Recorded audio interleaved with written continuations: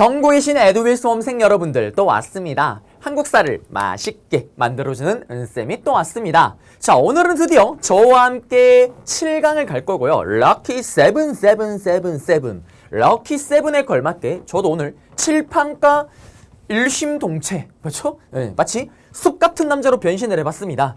시대가 바뀌었어요. 어디로 가냐? 우리는 이제 고려의 건국과 국가 기틀의 마련, 고려로 갈 겁니다. 고려 정치사 부분에서 여러분들이 좀 잘 잡으셔야 되고요. 고려 같은 경우는 전체 한 50문제 중에서 편차가 좀 심하게 나오긴 해요.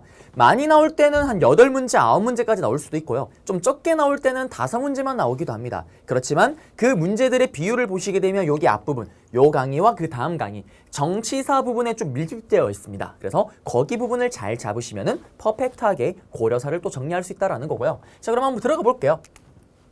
자, 우리는 고려의 통일 과정이에요. 여기 같은 경우는 그렇게 깊게 출제가 되진 않습니다. 최근에도 보시게 되면은 한 10회가 출제되면은 뭐 확률적으로 봤을 때 50% 확률이 안 돼요. 네, 출제율이 좀 떨어지긴 하지만 여기는 나온다라면 또 대신에 또 쉽게 나와요. 순서 흐름만 잡으시면 돼요. 순서 흐름만. 예를 들자면 우리 지난 시간에 후백제가 900년에 건국을 했었고 연도 외울 필요 없어요. 그리고 바로 1년 후에 후고구려였습니다. 그렇지만 순서는 알아야 돼요. 백제가 먼저고 그 다음 후고구려입니다. 그리고 후고구려의 궁예가 나는 보이지 않지만 니들의 마음이 보인다. 너 내 욕했지. 나 미륵 붙여 다 한단 말이지. 익 죽였던 그의 스토리. 그러면서 결국 부하들에게 신임을 잃으면서 쫓겨나죠. 그리고 그 부하였던 또 왕건이 그걸 이어받으면서 고려를 건국합니다. 고려를 건국하고 나서 발해가 멸망을 해요. 그러자 발해에 있던 사람들이 다 어디로 들어가냐? 고려를 합류한다고 얘기를 했습니다. 맞죠? 똑같이 고구려를 계승했던 나라. 그리고 공산전투가 있어요. 이게 기본 레벨에서는 언급이 잘 안 되는데 심화 레벨에서는 이 전투가 언급이 됩니다. 이게 무슨 말이냐면 제가 지난 강의 때 얘기를 했었지만 견훤은 군인이 자기 지지 기반이에요. 맞죠? 신라의 원래 군인이었잖아요. 그래서 후삼국 중에 군사력이 가장 강했습니다. 그러면서 이 후백제가 신라를 쳐들어가는 거예요. 그때 신라의 왕이 누구냐면 경의 왕이었습니다. 신라 경주가 탈탈탈탈탈 털려요. 그러자 경의 왕이 왕건 도와줘요, 왕건 도와줘요, 왕건. 왕건에게 헬프미를 요청합니다. 그러자 왕건은 신라를 도와주기로 결정을 하죠. 그리고 신라를 도와주러 가는데 이미 견훤에게 신라 경주가 탈탈탈탈 박살이 나버립니다. 그리고 신라가 아니죠. 백제의 견훤이 경의 안 보고 너 자살해. 당장 자살해. 그러면서 자기 스스로 목숨을 끊게끔 합니다. 그리고 나서 왕에 오르는 게 신라의 마지막 왕이었던 경순왕이에요. 그리고 도와주러 왔던 고려의 군대가 어디서? 경주와 가까이 떨어져 있는, 그리고 저의 고향이기도 한 대구 근처에 대구를 대표하는 산이 하나가 있습니다. 팔공산이라는 산이 있어요. 거기 산에서 큰 패배를 겪습니다. 그게 공산전투예요. 여기서 죽은 장군이 싱숭겸이라는 장군이 있습니다. 이 장군이 왕건을 살리기 위해서 왕건 옷을 자기가 입고 타깃이 되죠. 그러면서 결국 싱숭겸 본인은 죽었지만 왕건은 무사히 도망가게끔 했다라는 거. 네. 그리고 그 이후에 공산전투 이후에 3년 후에 고창전투가 벌어져요. 여기서는 우리 안동 하회말이라고 얘기하죠. 그 안동, 경상도에 있는 안동 고창에서 승리를 거둡니다. 그러면서 전세를 뒤집기 시작을 하는 거예요.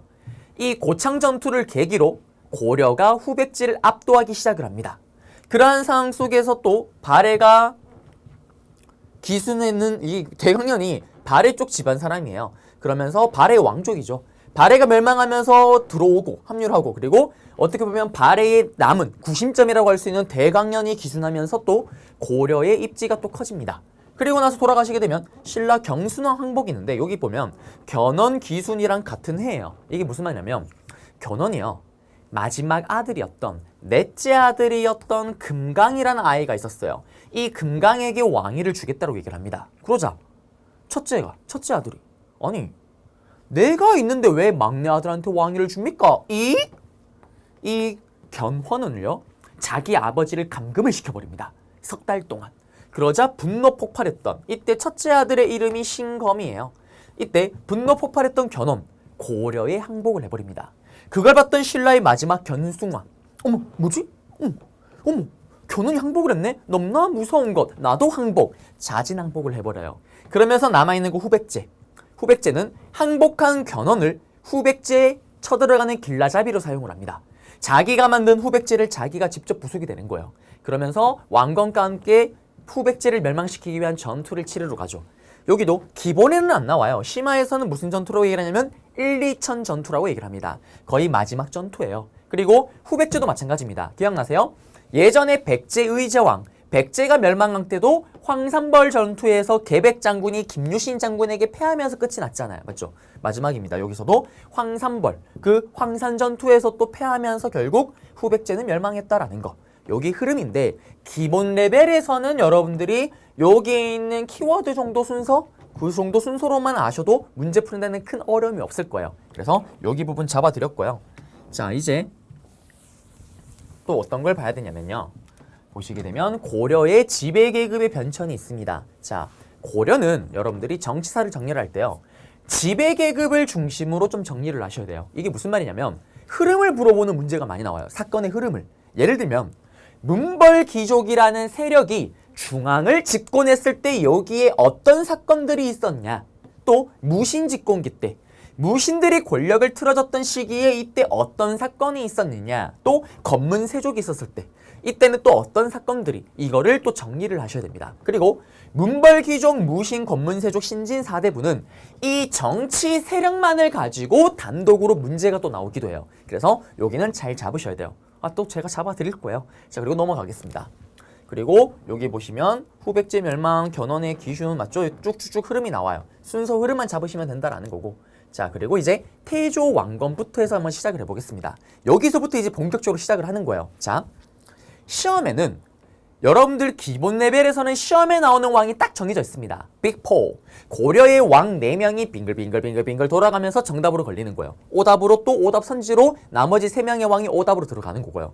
그 4명의 왕 중에 3명을 오늘 다 배울 거예요. 바로 1대 왕이었던 태조 왕건, 그리고 광종, 성종, 그리고 다음 시간에 또는 다다음 시간에 배울 공민왕이 되겠습니다. 그러면 이 왕들을 시작하기 전에 그래요. 제가 또 왕이 되어줘야 됩니다. 옷이 또 녹색이다 보니 맞죠? 또 정열의 상징 레드로 가야 됩니다. 레드로 가야 돼요. 믿기 힘들겠지만 그래요. 구름이 벗은 날 그 나오는 옛날에 나왔던 옛날 드라마죠. 박보검에 썼던 그거와 똑같은 재질의 맞죠? 똑같은 곳에서 물건을 산 겁니다. 많이 다른가요? 그냥 그러려니 해주세요. 자, 그러면 이제 태조 왕건부터 한번 들어가 볼게요. 판서로 먼저 잡아보겠습니다. 자, 태조 왕건인데요. 시험에 나오면 여기가 어떻게 나올까요? 우리 앞에서 많이 봤잖아요. 제가 태조 왕건의 업적 몇 개 써드릴 거예요. 그러면 다음 업적 몇 개 던져놓고 다음 자료와 관련된 업적과 관련된 왕에 대한 설명으로 옳은 것을 했을 때 여러분들이 태조 왕건에 대한 내용을 찾으면 돼요. 자, 근데 태조 왕건은 여러분들이 뭘 주목을 하셔야 되냐면 몇 대 왕이에요? 1대 왕이잖아요. 맞죠? 그리고 예전에 우리 왕들 여러 명 배울 때 기억나세요? 모든 왕의 내구적 속의 1순위는 제가 뭐라고 얘기를 했어요? 모든 왕은요, 왕권 강화, 본인의 힘을 강화시키기 위해선 모든 걸 다 해요. 내구적 속에 왕권 강화밖에 없습니다. 그러면 태조 왕건은 또 1대 왕이잖아요. 왕권 강화, 왕의 권력을 강화시키기 위해서는 뭘 해야 될까요? 자, 태조 왕건 본인 스스로가 무슨 출신입니까? 지방의 부유한 족속이었던 호족 출신입니다. 맞죠? 그러면 본인의 힘이 강해지려면 누구를 밟아야 돼요? 나에게 대들고 개길 수 있는 애들을 밟아야 됩니다. 그들이 누굴까요? 또 다른 호족이 되는 거예요. 그래서 태조 왕건이 가장 중시 여겼던 거는 뭐냐면 이 호족. 이 호족을 어떻게 하냐가 가장 중요한 거예요. 자, 근데 문제가 있습니다. 뭐가 있냐면 호족을 너무 밟기만 밟으면 어떻게 될까요? 그 지역에서 제일 부유한 족속이잖아요. 들고 일어납니다. 반란이 일어나요. 그렇다고 또 우쭈쭈 너무 달래주게 되면 어떻게 될까요? 그래요. 기어오릅니다. 그러면 이제 뭐가 필요하냐? 혹시 여러분들 연애 좀 해보셨어요? 못 해봤나요? 저는 이 열악한 얼굴을 가지고도 연애를 좀 해봤습니다. 맞죠? 연애를 하시게 되면 여러분 다 아실 거예요. 연애의 기본이 뭡니까? 밀당이요, 밀당. 나의 사랑을 줄 듯 말 듯 줄 듯 말 듯 줄 듯 말 듯 그 아름다운 밀당. 무슨 말이냐? 태조 왕건도요. 이 호족에 대해서 밀당 정책을 펼치는 거예요. 왜? 너무 달래주면 반란, 너무 짓밟으면 또 반란, 너무 달래주면 기어오르는, 맞죠? 요걸 잡아줘야 되는 건데, 그러면 먼저 호족을 어떻게 통합 또는 포섭을 어떻게 했는지 보겠습니다. 호족을 우쭈쭈 어떻게 달래줬냐? 첫 번째, 은동진을 부르는 거예요. 야, 동진아, 이리 와봐라. 예이, 전하. 동진아, 고맙다. 너 덕분에 내가 이 후삼국을 통일할 수 있었다. 너에게 선물을 주겠다. 그러면서 성시를 하사하겠다라고 얘기를 합니다. 흔히 왕시하사 또는 성시하사라고 얘기를 해요. 그럼 이게 무슨 말이냐? 저는 왕건으로부터 성시를 받는 거예요. 무슨 성? 왕시성을. 그러면 이제 은동진에서 어떻게 되냐? 왕동진이 되는 겁니다. 왕동진 예. 저는 이 순간부터 바로 왕건과 패밀리 가족이 되는 거고요. 저는 왕족이 되는 거예요. 이런 식으로 호족을 달래줍니다. 그 다음에 또 두 번째. 대표적인 달래주는 정책으로 뭐가 있었냐면 정락결혼이라는 게 있었습니다. 이건 또 무슨 말이냐? 자, 태조 왕건이요. 후삼국을 통일하기 전에는 본인의 와이프가 2명이었어요. 그러다가 후삼국을 통일하고 나서 부인이 무려 29명이 됩니다. 대박. 이런 얘기를 하면요. 보통 남자들의 눈빛이 갑자기 흔들리기 시작을 해요. 와이프가 29명? 뭐지? 결혼을 하신 분들은 끔찍하다. 대부분이 반대로 결혼을 하지 않은 저와 젊은 사람들 같은 경우는 와이프가 29명 뭐지? 가자 고려려! 이런 상황이 벌어집니다. 자, 그럼 우린 이게 중요한 게 아니라 왜 29명이나 와이프가 있었을까요? 이거예요. 태조 왕건은 호족들을 끌어안기 위해서 각 지역에 잘 나가는 호족의 딸이 있으면 곰보든 죽은 깨가 많든 못생기든 키가 크든 또는 뭐 이쁘든 그런 거 필요 없습니다. 그냥 일단 결혼하고 보는 거예요. 아버지가 잘났다라면. 그 순간 어떻게 됩니까? 예를 들면 울산 호족의 딸과 결혼했으면은 그 울산 호족과 나는 이제 장인어른 사위관계가 되는 거예요. 내가 울산에 있는 내 장인어른이 제일 잘 나가는 호족이고 그 호족의 입장에는 내 사위가 바로 이스킹 왕이 되는 겁니다. 그런 식으로 패밀리로 묶어버리는 거예요. 묶어버리는 겁니다. 그게 바로 정락결혼이다라는 거. 그래서 또 웃지 못한 일이 벌어지죠. 와이프가 29명이다 보니까요. 생각을 해보세요. 2월달 같은 경우는 하루에 1명씩 만나도 못 만날 수가 있습니다. 그리고 이렇게 길을 가다가 태조왕건이 자기 부인이 지나가고 있는데 그걸 못 알아봐요. 내 와이프가 맞나? 와이프가 너무 많다 보니까 헷갈리는 겁니다. 그런 아름다운 스토리 끝났고요. 그리고 또 하나 심하긴 한데 요거는 또 뭐라 하셔야 되냐면 이때 역분전이라는 거를 지급을 해요. 요게 또 고려라는 거는 좀 아셔야 됩니다. 이게 뭐냐? 제가 후삼국 통일 과정 속에서 했던 공에 맞춰서 나눌 땅을 나눠주는 게 바로 역분전이다라는 거. 요게 호족을 끌어당기는 정책이고요. 그러면 이제는 호족을 견제하는 정책을 보겠습니다. 견제하는 정책으로는 뭐가 있었냐? 바로 사심간제도라는 게 있었고요. 그 다음에 기인제도라는 게 있습니다. 사심간제도, 기인제도는 여러분들 사료를 던져놓고 다음과 같은 정책을 시행했던 왕의 업적을 옳은 것을 했을 때 여러분들이 태조 왕건의 또 업적을 찾으셔야 돼요. 그러면 사심간제도는 뭐냐? 이겁니다. 대구를 사사롭게 심판하고 관리할 수 있는 권리를 주는 거예요. 대구를 사사롭게 심판하고 관리할 수 있는 권리를 주는 겁니다. 이게 무슨 말이냐? 왕이 또 저를 부르는 거예요. 야, 왕동진, 예이, 전하. 동진아, 너 고향이 어디라고 했지? 전하, 저의 고향은 대구입니다. 오, 그래, 왕동진. 너 오늘부터 대구의 사심간을 맡으라고 얘기를 하는 거예요. 그러면 저는 대구를 사사롭게 심판하고 관리할 수 있는 권리를 얻는 겁니다. 그러면 센스가 있는 여러분들이라면 이런 질문을 할 수가 있어요. 선생님, 동진이가 원래 대구 호족인데 대구가 원래 홈그라운드인데 이 사심간이라는 지체까지 줘서 대구를 마음대로 할 수 있게 되면 왕동진의 힘을 더 강화시키는 건 아닙니까? 라고 질문할 수가 있어요. 자, 예를 들어서 대구에서 반란이 일어났대요. 그러면 거기에 제가 가담을 했을까요? 가담을 하지 않았을까요? 제가 거기 가담을 왜 합니까? 저 이제 왕동진이에요. 왕동진. 저 이제 왕족입니다. 그리고 고향은 대구지만 이제 사는 곳은 고려의 수도 개경이 살고 있는 거예요. 가담할 일이 없는 거예요. 근데 만약에 반란이 일어났다.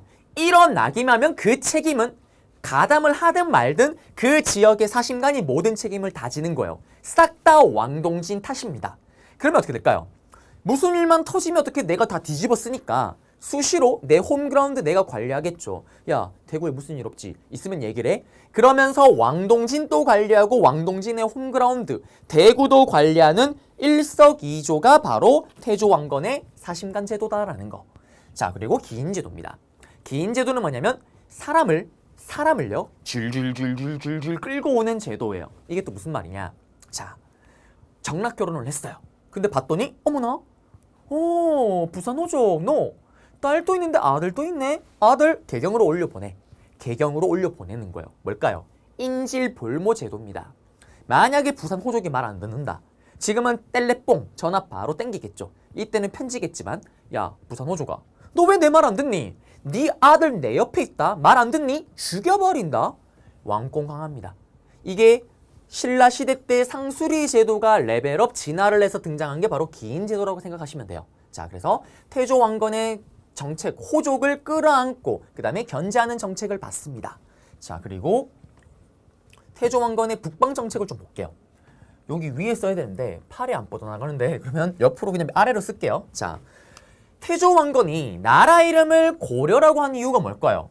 고구려 계승의식을 보여주던 거잖아요. 맞죠? 그러면 이걸 통해서 뭘 합니까 또? 북쪽 땅, 고구려 땅 찾으러 가야 될 거 아니에요. 그래서 북쪽으로 진출하는 북진 정책을 펼칩니다. 그러면서 개경 위쪽에 있었던 평양, 똑같은 말로 서경이라고 얘기를 하죠. 이 서경을 제2의 수도로 중시 여깁니다. 그리고 군사 기지로 삼아요. 그리고 태조 말년에 죽기 직전에 영토 확장을 하면서 영흥만에서 청천강 일대, 영흥만 일대에서 청천강 일대의 땅을 차지를 합니다. 그리고 또 기억나세요? 이 고려는 거란이라는 나라를 좋아한다, 싫어한다? 싫어한다라고 얘기를 했습니다. 왜? 어디서? 고구려를 계승한 발해를 멸망시킨 주제에 짜증꺼져 꺼지라고 얘기를 하는 거예요. 그래서 거란과는 적대를 냈다라는 거. 자, 그 다음에 태조왕건이 또 요렇게 해서 이제 뭘 합니까? 왕권 강화를 하는 거예요. 왕권 강화를 하고 나면 그 다음에 뭘 신경 쓸까요? 우리의 영원한 호구, 백성들에게 신경을 쓰는 겁니다. 그러면서 백성들의 마음을 달래주기 위해서 어떻게 하냐? 세금을 디스카운트 시켜주는 거예요. 그거보다 좋은 게 없습니다. 우리는 앞에 있던 신라와는 다르다. 세금 깎아줄게. 와, 고려 다르다. 이런 분위기 이끌어내는 거예요. 그리고 기억나세요? 이건 심화용이긴 한데 고구려에 왠지 모르게 이름부터 고구려 택했던 고국천왕. 고국천왕이 했었던 제도, 진짜 큰맘 먹고 베풀었던 진대법. 농사가 망하면 농민들이요, 국가가 쌀을 빌려주고 그 다음에 이자를 쳐서 받는 그 진대법. 이게 왕건 때 이름이 바뀌어요. 검은색 창고라는 흑창을 또 제도를 시행했던 게 바로 태조왕건입니다. 자, 그리고 태조왕건으로 시험에 잘 나오는 게 또 뭐가 있냐? 1대 왕이잖아요. 맞죠? 1대 왕이에요. 죽으려고 뜩 봤는데 이런 젠장 또 빌어먹을 29명의 와이프로 보세요. 와이프로부터 왕자가 15명, 공주가 무려 9명이에요. 왕자가 15명. 하나같이 멍청해 보여.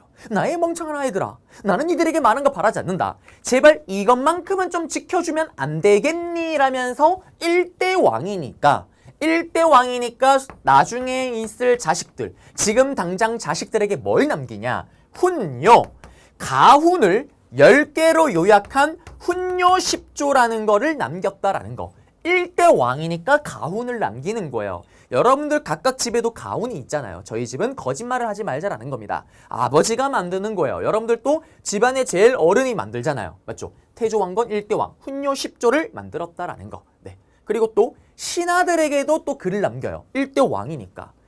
제발 신하들아, 정치할 때만큼은 경계를 좀 지켜달라. 요 경계 넘어오면 왕에 대한 도전이다. 제발 신하들아, 몇 명, 경계를 좀 또 시키는 거예요. 계백요서. 100명의 관료들아, 제발 경계 좀 지켜달라. 요거 경계 넘어오면 왕에 대한 도전이야. 제발. 정계 계백로서라는 글을 남겼던 게 바로 또 태조왕건입니다. 그래서 시험을 보시게 되면 훈요 10조를 통째로 던져놓기도 해요. 다음과 같은 글을 남겼던 왕에 대한 업적을 옳은 것을 했을 때 서경을 중시한다. 맞죠? 뭐 이런 내용이 들어가고 앞에 봤던 이런 내용들이 들어가면 또 찾으시면 되는 건데, 자, 그러면 PPT로 다시 가볼게요. 지우고. 가시게 되면은 중요한 거는 혼인정책, 정락결혼, 사성정책, 역분제, 역분전, 기인제도, 사신간제도, 그리고 고구려 계승의식을 했고요. 영토 확장한 거 보겠습니다. 그리고 여기 흑창, 그 다음에 훈요 10조, 정계 계백 요소, 이런 것들이 빙글빙글 돌아가면서 제시문, 그리고 나머지가 정답이 또 된다라는 거. 그리고 지도를 볼게요. 요거는 한능검에 또 사료로 나오기도 해요. 사료가 아니고 사진자료죠. 이게 북한에서 발견된 태조 왕건의 동상이라고 얘기를 합니다. 그리고 요거 주고 태조 왕건 얘기 몇 개 주겠죠. 그리고 요걸 또 던져 놓기도 해요. 이게 태조가 말년에 북진 정책을 펼치면서 차지했던 영흥만 청천강 일대 땅입니다. 시험에 정말 어렵게 나오면 여기를 가라고 해요. 빗금치진대를. 그래놓고 가의 영토를 수복하였던 왕의 업적으로 옳은 것은 했을 때 태조 왕건의 또 다른 업적을 찾으면 정답이에요. 그리고 여기는 사신간제도와 기인제도입니다. 신라왕 김부가 샬랑샬랑 꼴랑꿍인데 여기 보시면 사신간제도 나왔죠. 그 다음에 향리자지를 뽑아 개경이 볼모로 삼았대요. 이거를 기인이라 했대요. 기인제도. 이런 자료가 나왔을 때 여러분들이 태조 왕건을 물어보고 있는 거구나. 태조 왕건에 대한 업적을 또 찾으시면 정답이 되겠습니다. 그리고 해종 정종인데요. 자, 2대 왕이 해종, 3대 왕이 정종이에요. 시험에 나오진 않습니다. 자, 이걸 생각도 하셔야 돼요. 왕이 쟁탈전이 벌어져요. 무슨 말이냐? 29명의 부인으로부터 15명의 왕자를 얻었어요. 근데 문제는 태조 왕건이 살아있을 때는 문제가 없는데 죽고 나서가 문제인 거예요. 왜? 자식들의 외할아버지가 다 어떤 사람이에요? 각 지역에 제일 잘 나가는 호족이잖아요. 그러면 그 지역에 있는 호족들은 당연히 나의 외손자가 왕위에 오르길 바랄 거 아니에요. 그러면서 푸시 뒤에서 막 지원을 해줍니다. 그 가정 속에서 왕위 쟁탈전이 벌어졌던 거예요. 자, 해종, 왕규의 난이 일어나기도 하고요. 정종은 뭐 이런 정책을 하기도 하지만 의문의 죽음을 당하기도 합니다. 아파서요. 이런 혼란기를 거치면서 1대, 2대, 3대, 4대 왕, 바로 광종이 왕위에 오르게 되는 거예요. 시험에는 광종이 나옵니다. 자, 그러면 옆으로 가서 판서로 좀 잡아볼게요. 광종은 또 태조 왕건의 손자예요. 아, 죄송합니다. 손자가 아니고 아들입니다. 아들. 태조 왕건의 아들인데요. 자, 이 광종이 왕위에 올랐을 때 여러분들이 생각을 해보세요. 왕의 힘이 강할까요? 약할까요? 왕의 힘이 약하겠죠. 왜? 자기의 배다른 형 또는 뭐 배다른 또는 같은 형 이런 사람들이 지금 왕위 쟁탈전에 휘말리면서 서로 죽고 죽이고 엉망진창이잖아요. 맞죠? 그런 상황 속에서 왕이 오른 거예요. 그래서 왕의 힘이 거짓 깽깽 같습니다. 그래서 실제로 광종의 기록을 보게 되면 이런 기록이 있어요. 왕위에 오른 뒤부터 한 7년, 8년 동안 하는 게 하나도 없어요.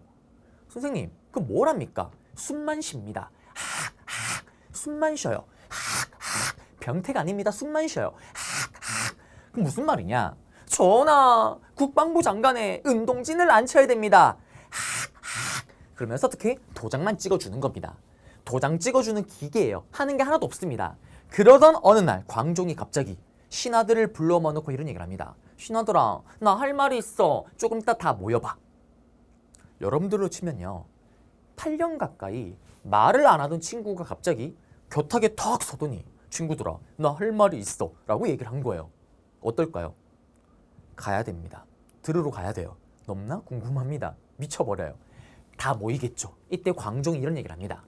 야, 신하들아, 그래도 내가 니들의 왕인데 왕으로서 호족 니들에게 월급 정도는 좀 줘야 되지 않겠니? 라고 얘기를 해요. 그러면서 신하들아 나 이거 하나만 하면 안 되겠니? 라면서 노비안건법이라는 거를 한다고 얘기를 합니다.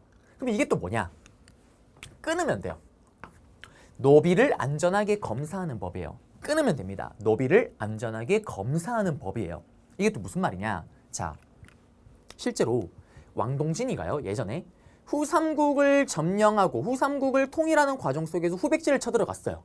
후백지 지역을 쳐들어가서 일부분 점령한 땅이 있습니다. 그러면 거기에 있던 원래 옛날부터 살던 농민들을 왕동진이가요. 내 멋대로 나의 노비로 만들어버리는 거예요. 신라로 쳐들어갔을 때 신라의 점령한 지역에 있던 백성들을 내가 내 멋대로 농민을 노비로 만들어버리는 거예요. 그럼 무슨 문제가 생겨요? 제가 예전 강의 때 얘기를 했었잖아요. 노비는 사람이 아닙니다. 소말돼지랑 똑같아요. 그러면 국가에 세금을 안 냅니다.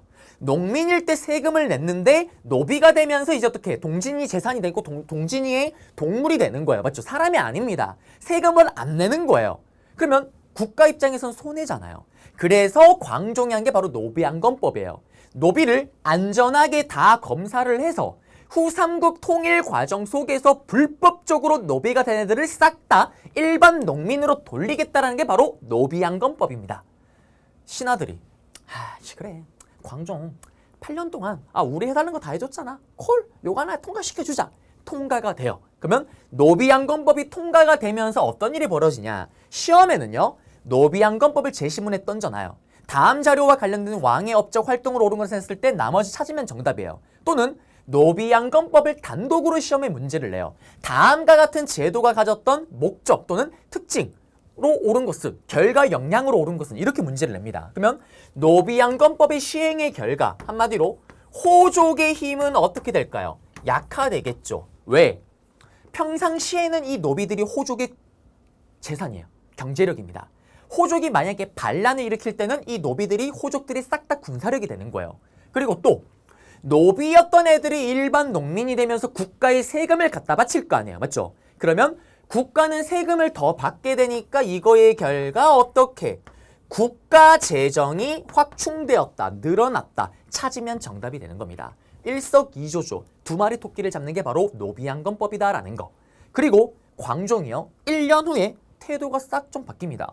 야 신하들아, 나 이번에 할 말 있어. 몇 시 몇 분까지 당장 아무 토 달지 말고 당장 달려와 라고 얘기를 합니다. 그러면서 1년 후에 또 무슨 얘기를 하냐. 신하들아 대박이다. 요런 좋은 제도가 있더라. 중국에서 기와했던 쌍기가 나한테 건의를 했는데 과거제라는 너무나 아름다운 제도가 있더라. 나 오늘부터 과거제 시행하겠다 라고 얘기를 합니다. 여러분들 과거제가 뭡니까? 시험을 쳐서 관직에 나가는 거예요. 호족들이 이번에는 피를 토하면서 반대를 합니다. 왜? 시험 없이도 이미 그전부터 모든 관직과 모든 경제력 이런 걸 다 틀어지고 있었던 거예요. 이미 내가 모든 거 좋은 거 다 누리고 있는데 뭘 새로 해? 뭘 시험을 쳐? 광종아 노비안검법 해줬잖아. 마이무도 아이가 이건 아니지라고 얘기를 합니다. 그러자 광종이 이번엔 태도가 싹 바뀌어요. 그래? 시험을 안 친다고? 니들 감히 왕의 명령을 지금 어기는 거니? 라면서 어떻게 왕명을 어겼던 신하들을 싹 다 죽여버립니다. 사실 광종이 이미 계산하고 있었던 거예요. 이때 번 돈을 가지고요. 노비안검법으로 자기 군대를 만듭니다. 1년 동안. 막강한 군대를 만들고 호족은 힘이 약해졌잖아요. 과거제를 한다고 할 때 당연히 반대할 걸 이미 계산을 하고 있었던 거예요. 반대한다고 하자마자 어떻게 왕의 명령을 어겼다면 다 죽여버립니다. 이거를 역사에서는 피해 숙청기라고 얘기를 해요. 얼마나 죽이냐? 실제로 기록을 보게 되면요. 태조 왕건을 도왔던 공신들 중에 흔히 개국공신, 제일 높은 1등 공신 32명 중에 2명 빼고 이때 싹 다 죽었다라고 얘기를 합니다. 기록을 보게 되면요. 감옥소에 자리가 모자란다는 기록이 나와요. 그 정도로 호족을 밟아버립니다. 그러면 어떻게 될까요? 왕의 힘이 폭발적으로 강했던 게 바로 광종의 스토리입니다. 맞죠? 또 과거 나왔으니까요. 또 제가 또 중국에서 산 과거 시험 패키지입니다. 이것이 무엇이냐 궁금하죠? 보시게 되면 이거 또 열어야 되네요. 네. 또 이게 또 문방사후 패키지예요. 네. 보시게 되면 그래요. 이런 것들 맞죠? 과거 시험 패키지입니다. 과거 시험 패키지예요. 자, 이렇게 과거 시험을 친다고 하니까 반대를 하는 애들 다 죽이면서 왕권을 강화시킵니다.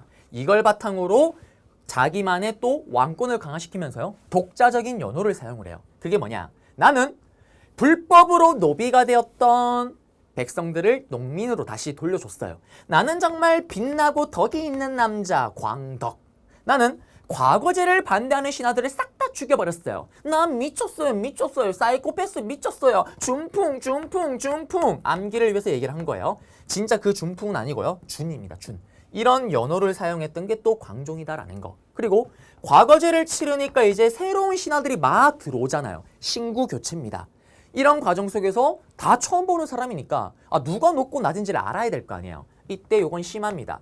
100명의 관리들의 옷 색깔을 잡아주는 백간의 공복을 제정했다라는 게 이 광종 때 스토리예요. 그래서 보통은 노비양건법 과거법이 과거제도가 빙글빙글 돌아가면서 재심은 정답으로 왔다 갔다 한다라는 거. 네, 요거 잡아드렸습니다.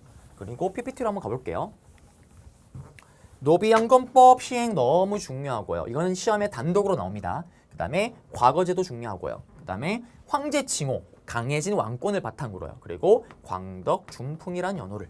그리고 주영공부법 이런 거는 몰라도 됩니다. 몰라도 돼요. 애들 교재는 있지만 그냥 넘기시면 됩니다.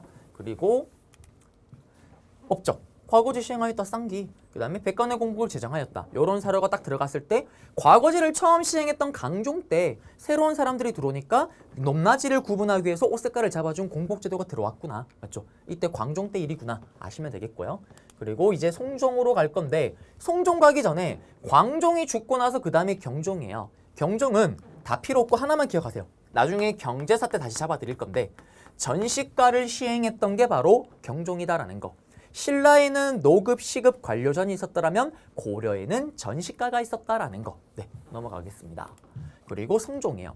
시험에는 송종이 또 나옵니다. 송종이 나와요. 자, 그러면 송종으로 들어가기 전에 또 우린 판서로 한번 잡아볼게요. 자, 칠판을 보시게 되면요. 송종입니다. 송종은 고려 6대 왕이에요. 6대 왕임에도 불구하고 이 송종도 왕건의 아들입니다. 왕건의 아들이에요. 6대 왕까지도요. 자, 그러면 일단 송종부터는 또 하나 또 써드려야죠. 자, 골드입니다. 골드예요. 은골드입니다. 우리 에듀윌 이벤트 할 때 나왔던 금은동 선생님 드디어 금은동이 되었어요. 자, 그러면 금은동 송종으로 한번 들어가 보겠습니다. 자, 여러분들 송종은요. 왕의 힘이 강할까요? 약할까요? 강합니다. 왜? 광종이 지금 왕의 힘을 다 잡아놨잖아요. 맞죠? 경종은요. 아파서 일찍 죽어요. 그렇지만 정상적으로 죽은 겁니다. 그리고 나서 왕이 오른 게 송종이에요. 그러면 송종은 이미 왕의 힘이 강합니다. 그래서 제가 골드 금은동이 된 거예요. 본인이 이미 왕권을 잡을 필요가 없어요. 광종이 다 잡아놨기 때문에. 그러면 송종은 왕에 오르고 뭘 하면 될까요? 체제를 정비하면 되는 거예요. 무슨 말이냐? 우리 백제도 봐요. 무령왕이 왕권을 다 잡으니까 그의 아들 성왕이 체제를 정비하잖아요. 수도를 이사 간다든지. 똑같아요. 그러면 성종 때 제일 먼저 한 게 뭐냐? 왕이 오르자마자 이런 얘기를 합니다. 야, 신하들아 다 모여봐라. 신하를 다 불러 모아요. 그리고 이런 얘기를 하죠. 신하들아, 우리 고려가 어떻게 하면 힘이 강해질 수 있을지 200자 원고지 500매로 제출해 라고 얘기를 합니다. 그러면 또 여러분들이 뭐가 떠오르나요? 과거에 학창시절에 백일장 대회가 떠오를 겁니다. 맞죠? 저도 해봐 살아요. 백일장 대회가 딱 1시간 주잖아요. 보통. 맞죠? 많이 주면 2시간. 그러면 시작과 동시에 자, 여러분들 써서 제출해요. 선생님 잠깐 나갔다 올게요. 나가는 순간 어떻게 돼요? 책상이 날아다니고요. 맞죠? 또는 잠을 자거나 또는 핸드폰을 손가락이 부러지도록 하거나 아니면 옆 친구와 수다 파티를 떨거나. 맞죠? 다 그렇게 놀아요. 근데 여러분들 잘 기억해 보시면 그 중에 꼭 반에요. 한두 명 정도는 이 백일장 대회가, 이 글짓기 대회가 마치 자기 인생의 마지막 시험인 마냥, 마치 수능이 마냥 혼을 갈아서 글을 쓰는 애들이 있습니다. 맞죠? 그런 애들이 꼭 상을 타요. 근데 보통 일반적으로 저 같은 학생들은 어떻게 됩니까? 시간 딱 끝나기 한 10분 전에 정말 무슨 말도 안 되는 거지 같은 시를 씁니다. 그리고 제출을 하죠. 마찬가지예요. 송종이 글을 쓰라고 하니까 나라 힘이 강해질 수 있는 방법을요. 모든 신하들이 대충 쓰거나 안 낼 때 딱 한 명이 정말 미친 듯이 글을 씁니다. 그 사람의 이름을 기억하셔야 돼요. 누구냐? 바로 최승로라는 사람이요. 최승로라는 신하가 전하, 현재 시 힘쓸무 지금 당장 해야 되는 28가지라는 시무 28조라는 걸 써서 갖다 바칩니다. 선생님, 뭔가 이게 낯이 있는데요? 낯이 읽으면 해요. 우리 기억나세요? 신라 하대 때 진성 여왕에게 육두품이었던 채치원이 시무 10조를 갖다 바쳤잖아요. 헷갈리면 안 돼요. 채치원은 삐졌어요. 안 받아들여졌습니다. 맞죠? 근데 최승로는 최승로는 승리 받아들여졌다라는 거. 최승로의 시무 28조의 건의를 성종은 수용을 했던 겁니다. 그리고 실제로 이 최승로는 채치원의 후손이기도 해요. 그 집안 라인입니다. 같은 채씨잖아요. 맞죠? 자, 그러면 성종이 이 건의를 받아들였는데 우리는 이 시무 28조의 내용을 좀 아셔야 돼요. 여기의 내용은 어떤 내용이 있냐 이겁니다. 여러분들 고려는 기본적으로 이건 아실 거예요. 종교 몰빵입니다. 무슨 종교 몰빵이에요? 불교 몰빵이에요. 맞죠? 불교 몰빵입니다. 그런데 문제가 있어요. 뭐? 최승록 이런 얘기를 합니다. 전하, 우리 고려는 불교 사회입니다. 그런데 어떻게 정치를 불교대로 할 수가 있습니까? 정치를 할 때만큼은 유교에 맞춰서 정치를 해야 됩니다. 내 몸을 갈고 닦는 거, 수신. 내 몸을 몸신, 지킬 수. 몸을 갈고 닦는 거는 불교를 적용시킬 수 있지만 정치는 그게 안 됩니다. 라면서 정치를 할 때만큼은 유교로 정치를 해야 됩니다. 라고 건의를 한 게 바로 시무 28조 내용에 전반적으로 깔려있는 내용이에요. 그러면서 어떻게? 이런 걸 써서 갖다 바치는 겁니다. 전하, 시무 28조. 그러면 어떻게? 또 그래요. 이렇게.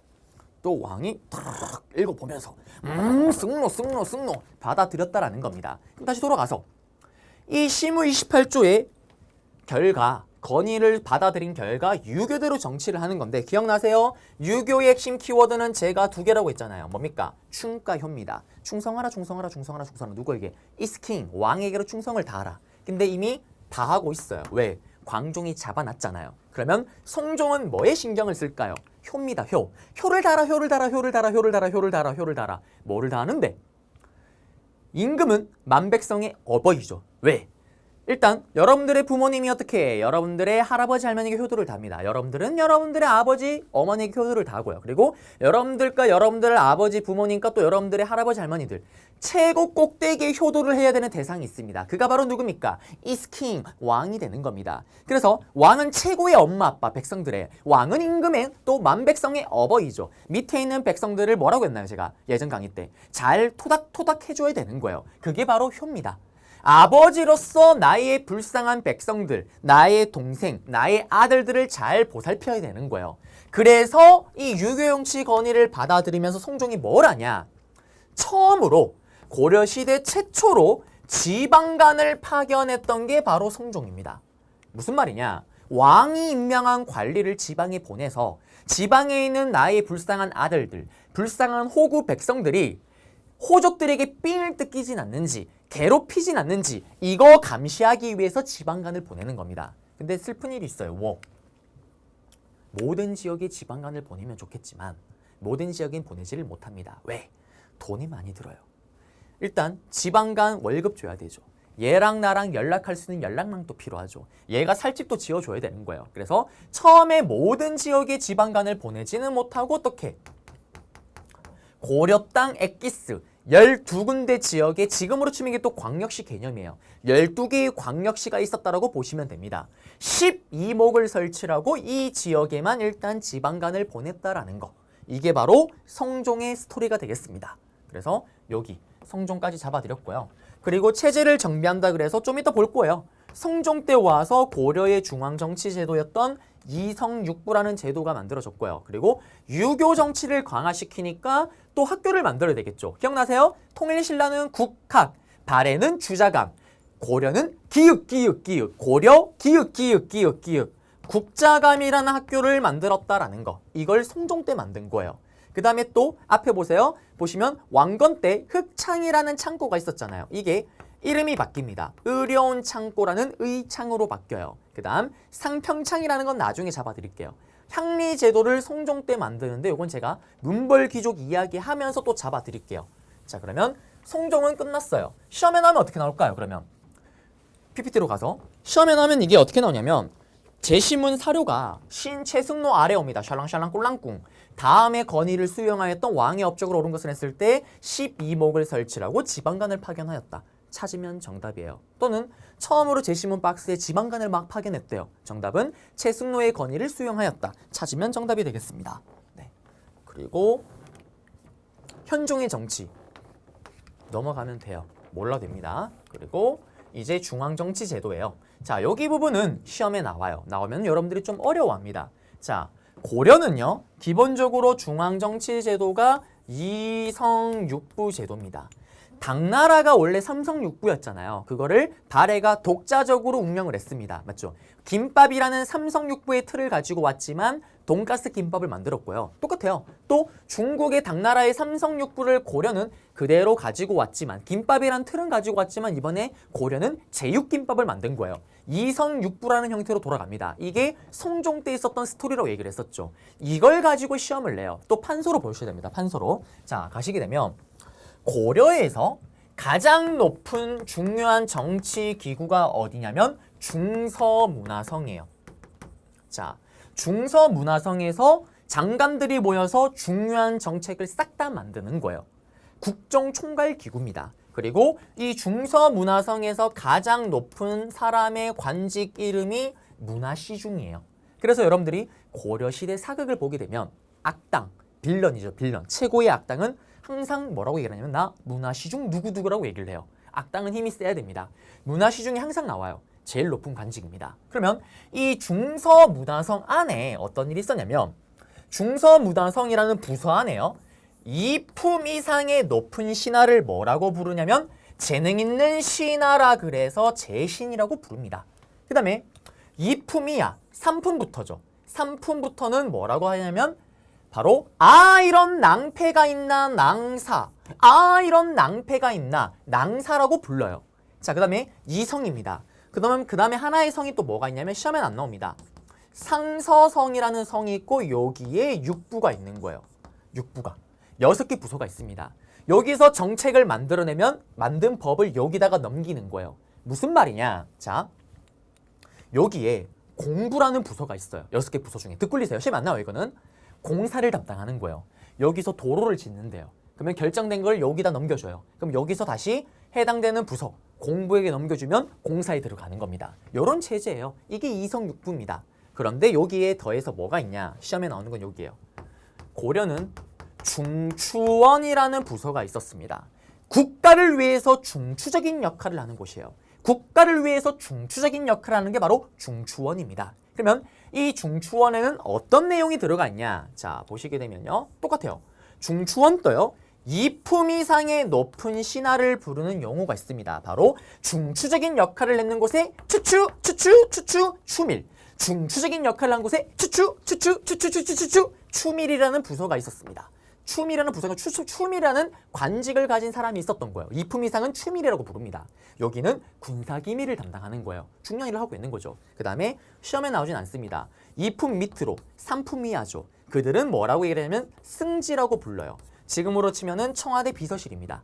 중요한 일을 하는 거긴 하죠. 근데 시험에 나오진 않습니다. 그리고 또 하나 어사대라는 부서가 있습니다. 여기는 어떤 느낌이 딱 떠올라요?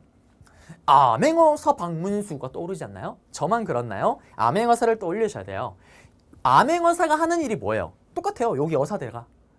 암행어사가 관리들의 비리를 잡잖아요. 예를 들면 은동진이가 국가 세금을 1,000만 원 삥땅 쳤대요. 그러면 어사대가 전하 동진이 세금 1,000만 원 삥땅 일러 바치는 겁니다. 일러 바치는 거예요. 그 다음에 또 은동진이가 봐서는 안 되는 영상 야동을 보고 있는 거예요.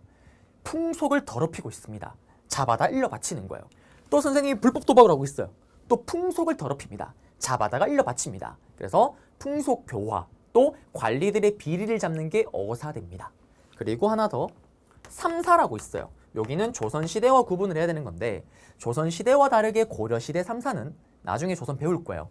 고려시대 3사는 어떤 거냐? 그냥 단순하게 동계산 기구예요. 세금 받으면은 그거 처리하는 기구입니다. 자, 이제 시험에 나오는 거 잡아드릴게요.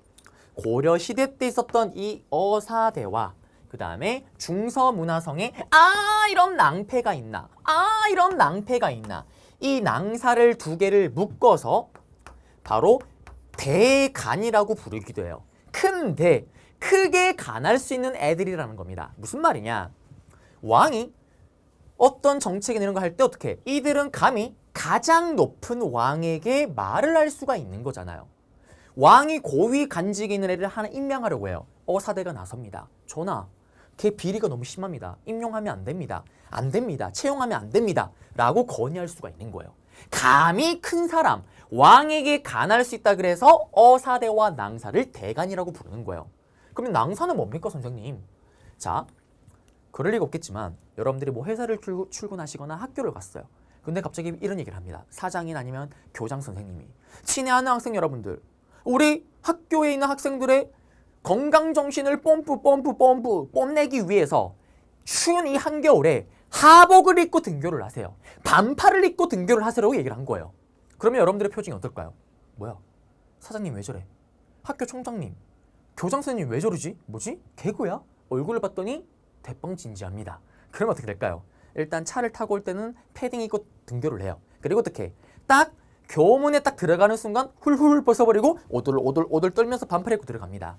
이때 여러분들 친구 중에 만약에 낭사가 있다. 그러면 그 자리에서 까는 거예요. 교장쌤 춥다. 나는 못 있는다. 감기 걸린다. 콧물 주르주르. 아 너나 건강 뽐뿌해라. 너나 입어라. 라고 왕을 그 자리에서 까는 게 낭사예요. 왕이 도라이 같은 명령을 내리면 그 자리에서 낭패를 끼치는 게 낭사입니다. 감히 왕에게 뭐라 할 수 있는 자격을 가지고 있잖아요. 이걸 대간이라고 부르는 거예요. 그래서 대간에 있는 이 어사대와 낭사는 뭘 하냐? 왕이 도라이 같은 명령을 내리면 그대로 봉인해서 그대로 돌려줘요. 봉박. 그 다음에 또 왕이 바보 같은 명령을 내리면 간쟁, 감히 간하고 투쟁, 왕과도 싸웁니다. 그 다음에 서경권. 왕이 고위간직을 임명할 때 도라이 같은 애, 쓰레기 같은 부정부패가 심한 애를 임명하면 어사대가 끼어드는 거예요. 이러한 역할을 했던 게 바로 낭사, 어사대, 대간이다라는 거. 시험에 나오면 어떻게 나올까요? 낭사 얘기가 막 나오면서 얘를 포함해서 삐리리가 대간이래요. 제시문에 어사대, 중서문화성, 조선시대 배우는 의정 이런 거 막 들어가요. 어사대 찾으면 정답이겠죠. 어사대를 해놓고 대간이래요. 낭사 찾으면 정답이겠죠. 끝났습니다. 그런데 여기 고려 중앙정치에서 시험에 제일 잘 나오는 건 사실 따로 있어요. 그게 뭐냐면 도병마사입니다. 도병마사와 식목도감이 시험에 단독으로 잘 나와요. 정치사에서는. 자, 이 도병마사와 식목도감은요. only one, 오로지 고려에만 있었던 고려의 독자적인 기구입니다. 그리고 고려가 귀족사회였구나, 귀족이 정치를 했구나라는 걸 보여주는 증거기도 해요. 그럼 이게 무슨 말이냐? 일단 도병마사가 뭔지를 아셔야 되는데 병사와 말을 부리는 거예요. 뭘까요? 군사회의 기구인 거예요. 국방회의 기구입니다. 예를 들면 오랑캐가 쳐들어왔대요. 그러면 빨리 국방회의를 해야 될 거 아니에요. 맞죠? 근데 여기서 문제가 있어요. 어떤 문제? 자, 지금 그럴 리가 없겠지만 북한이 쳐들어왔대요. 그러면 높은 스타들, 장군들이 모여서 빨리 이걸 어떻게 하고 작전을 짤지 회의를 할 거 아니에요. 그 회의를 할 때 설마 이등병, 병장에 이르는 사람들이 들어가겠어요? 그러는 들어가지도 않습니다. 맞죠? 무슨 일이 벌어지는지 알 길도 없어요. 맞죠? 무슨 말이냐? 오랑캐나 왜구가 갑자기 쳐들어올 때 만들어지는 임시기구가 도병마사예요. 병사와 말을 부리는. 그러면 그런 엄청난 긴박한 일이 터졌는데 밑에 있는 애들이 들어가겠어요? 대빵 높은 사람들이 들어갈 거 아니에요. 누가 들어갈까요? 바로 중서문화성의 2품 이상의 재능 있는 신하, 재신이 도병마사 회의에 참석하는 거예요. 또 중추적인 역할을 했던 중추원이라는 부서 안에 높은 사람, 2품 이상의 추밀이 이 회의에 들어가는 거예요. 그래서 도병마사와 이 식목도감은 여러분들이 좋아하는 앞머리만 따서 누가 들어갑니까? 재신과 추밀이 들어갔다 그래서 이거를 뭐라고 얘기를 하냐면 재추회의라고도 부르는 거예요. 그러면 시험에 나오면 어떻게 나올까요? 고려의 독자적인 기구다. 재추회의라고도 부른다. 재신과 추밀이 회의에 참석하였었다. 임시회의 기구였다. 국방상 문제를 논의하였다. 도병마사 정답에서 찾으면 되는 거예요. 오답으로 이게 들어가겠죠. 조선시대 정치기구가 들어갑니다. 맞죠? 끝났어요. 그 다음에 식목도감은 또 뭐냐? 도감이란 단어가 임시기구를 의미를 하는 거예요. 격식과 목차를 짜는 거예요. 격식과 목차를 짜는 겁니다. 예를 들면 왕이 갑자기 죽음을 맞이했어요. 그러면 제사를 지내야 될 거 아니에요. 그 제사 일정을 누가 짜겠어요? 밑에 있는 신하들이 짜겠어요? 지금으로 치면 트럼프가 또 외국 우리나라를 방문했대요. 그러면 관광 코스나 뭐 일정들을 짜야 될 거 아니에요. 그거를 9급 공무원이 짜겠어요? 7급 공무원이 짜겠어요? 대빵 높은 고위직 공무원들이 모여서 이걸 짤 거 아니에요. 그거예요. 격식과 목차 짜는 것도 높은 사람이 들어가는 겁니다. 왕이 갑자기 죽음을 맞이하거나 왕자가 태어났다. 파티해야죠. 아까처럼 외국에 높은 사람이 왔어요. 맞이하는 거 세팅해야 될 거 아니에요. 그걸 했던 게 식목도감입니다. 그러면 여기 들어가는 사람은 또 누굴까요? 중서문화성의 이품 이상의 재능 있는 시나 재신, 그 다음에 중추원이란 부서의 추추 추밀이 들어가는 거예요. 그래서 이것도 재추회라고 부릅니다. 근데 보통은 도병마사가 보통 정답으로 많이 들어가요. 그리고 이 도병마사 이야기는 조금 더 있어요. 나중에 시간이 흐르면서 이 도병마사가 도평의사사로 이름이 바뀌어요. 이꼬르 도당이라고 이름이 바뀝니다. 그러면서 도평의사사가 된 뒤부터는 항상 있는 상설기구가 돼요. 임시기구가 아니라. 그리고 나중에 배우는 권문세족이 그걸 틀어지면서 정치를 지들 멋대로 합니다. 나중에 권문세족 가서 다시 한번 도병마사는 잡아드릴게요. 끝났습니다. 그러면 여기서 시험에 나오는 건 다 알려드린 거예요. 맞죠? 다시 PPT로 가시게 되면요. 그래서 제일 중요한 거는 도병마사, 그리고 중서문화성의 낭사와 어사대가 대간이었다라는 거 잡아드렸습니다. 그리고 이제 지방행정제도로 갈게요. 여기도 시험에 나오면 어떻게 나오냐면 이거를 통째로 던져놔요. 지금 수도가 개경이잖아요. 고려죠, 고려. 요 지도를 던져놓고 다음 지도와 같은 나라의 지방행정제도 또는 지방 행정에 대한 내용으로 옳은 것을 했을 때 여러분들이 여기의 내용을 찾으시면 정답이에요. 찾으시면 정답입니다. 요거 한번 잡아드릴게요. 자, 보시게 되면 우리 기억나세요? 고려는 앞에서 성종 때 12목을 설치를 하고 처음으로 지방간을 파견을 했어요. 맞죠? 그리고 시간이 흘러서 현종이라는 왕 때 와서요. 이 12목을 사도호부 8목으로 바꿔요. 시험에 안 나옵니다. 몰라도 돼요. 그리고 현종 때 와서 이 사도호부 8목을 여기 있는 이 지도와 같은 지금의 고려의 최종 단계 오도양계로 고쳤던 게 바로 현종의 스토리입니다. 그러면 우리는 시험에서 뭘 봐야 되냐면 이거 오도양계라는 행정구역에 대해서 알면은 끝이 나는 거예요. 그러면 오도는 뭐냐면 이거예요. 또 끊어야 돼요. 오도는 여기 지도에 있는 것처럼 일반 행정구역이에요. 일반 행정구역. 그러면 이거는 일반 행정구역입니다. 그러면 양계는 뭐냐? 양쪽 경계를 말해요. 양쪽 경계를. 여기 북쪽에 있었던 게 북계예요. 북계를 저 만든 이유는 뭘까요? 북쪽 경계는. 여기 있는 북계를 만든 이유는 오랑캐가 쳐들어오는 걸 막기 위한 국방상 특수행정구역인 거예요. 그 다음에 동쪽에는 동계가 있습니다. 이거는 뭘 막는 걸까요? 외구의 침입을 막기 위한 군사행정기구예요. 그러면 고려라는 나라는 오도양계 시스템입니다. 행정구역이요. 그러면 이 오도양계로 봤을 때 일반 행정구역과 군사행정구역 두 개의 행정구역으로 나눠지잖아요. 그래서 고려는 이원적 체제로 운영이 되었다라는 거. 맞죠? 지금 또 설명하고 있는 거예요. 그리고 앞에 봤던 것처럼 경기는 따로 있습니다. 경기는 개경을 비롯한 수도 지역을 얘기를 하는 거예요. 경기를 포함한 오도양계로 행정구역이 이루어집니다. 자, 그러면 계속 갈게요. 이 오도에는 오도를 관리하고 감독하기 위한 지방간을 보내야 될 거 아니에요. 그 지방간의 이름이 뭐냐? 백성들을 편안하게 관찰한다. 그래서 오도에는 각각 오도에는 안찰사라는 사람을 파견하는 거예요. 그리고 여기 양계 지역엔 그러면 또 누군가를 또 보내야 될 거 아니에요. 누굴 보내냐? 시험에 잘 나오진 않습니다. 뭐냐면 병사와 말을 부린다. 그래서 병마사라는 직책의 사람을 양계 지역으로 보내는 거예요. 자, 그러면 안찰사가 있고요. 오도 안에 또 행정구역이 있을 거 아니에요. 경상남도, 경상북도 안에 우리 무슨 구, 무슨 시, 무슨 동이 있는 것처럼 오도 안에 뭐가 있냐면 매인군이라는 주군, 매인현이라는 주현이 있습니다. 주군, 주현은 지금으로 치면 무슨 구라고 생각하시면 돼요. 그러면 여기에는 고려가요. 안찰사 말고도 지방간을 여기에는 파견을 했던 거예요. 그래서 각 주군과 주현에 파견했던 지방간이 일을 잘하는지를 각 도에 있던 안찰사가 돌면서 감시하는 거예요. 그리고 주군, 주현이 있으면 거기에 속해 있다 그래서 속군, 거기에 속해 있는 군현이라 그래서 속현, 그리고 시험에 잘 나오는 특수행정구역, 향부곡소라는 특수행정구역이 있습니다. 자, 이거는 개념이 뭐냐면 무슨 구라면 여기는 무슨 동이라고 생각하시면 돼요. 그러면 무슨 동은 지방간을 파견을 했을까요? 안 했을까요? 여기까지는 고려가 지방간을 파견하지 못합니다. 왜? 모든 지역에 지방간을 파견하면 참 좋겠지만 돈이 모자란다니까요. 얘 월급 줘야 돼.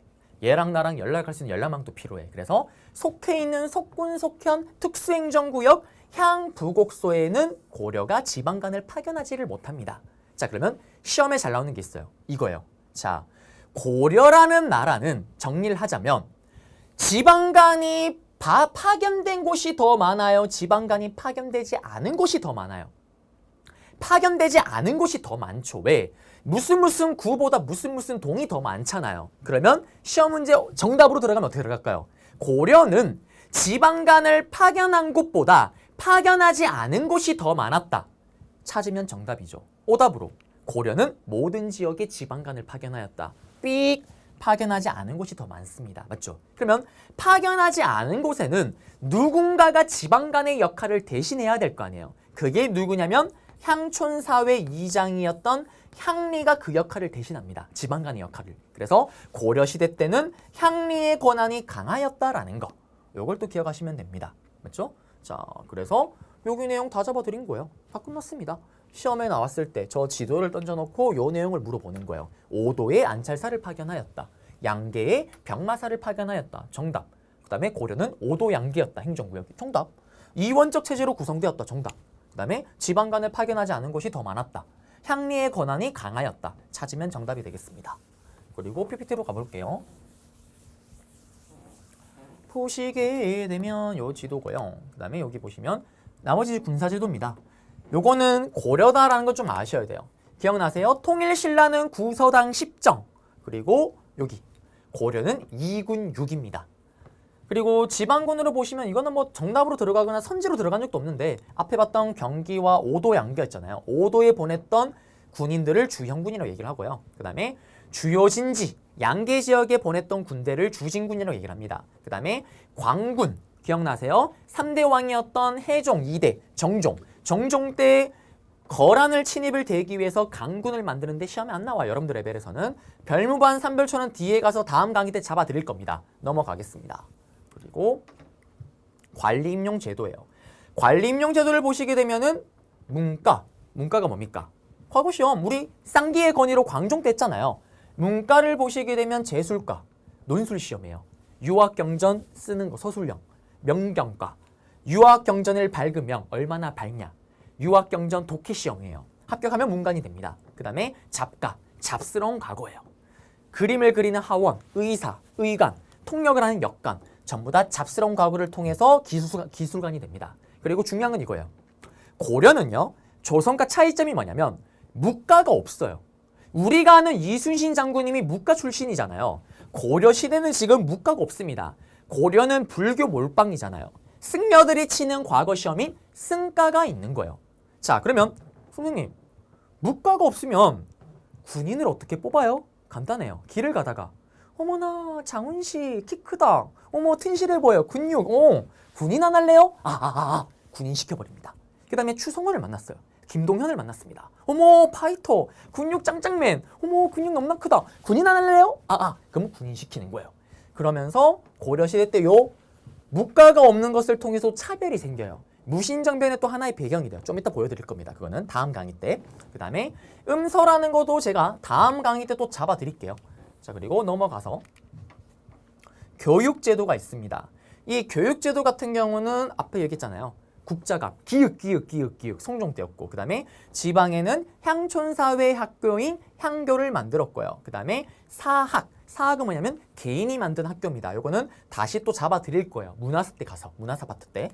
그리고 문벌귀족의 등장과 형성이 있는데 여기는 이제 끊었다가 여기서부터는 제가 다음 강의로 넘기도록 하겠습니다. 그러면 저는 또 다음 강좌에서 여러분들을 찾아뵙도록 하겠습니다.